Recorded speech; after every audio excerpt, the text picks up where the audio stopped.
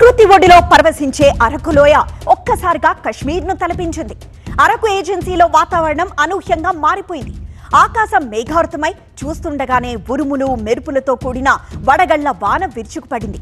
ఆకాశం నుంచి రాలుతున్న మంచు ముక్కలు చూసి పర్యాటకులు పరవశించిపోయారు.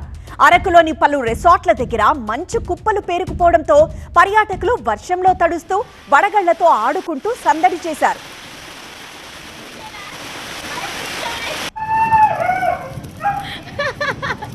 ఓన్లీ చెయ్యి తీయండి,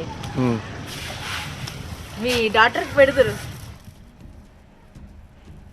ఇలా అరకులోయ అనగానే ప్రకృతి గుర్తొస్తుంది. అయితే ఇప్పుడు మాత్రం ఒక్కసారిగా కశ్మీర్ను తలపించింది. అరకు ఏజెన్సీలో వాతావరణం ఇలా అనూహ్యంగా మారిపోయింది.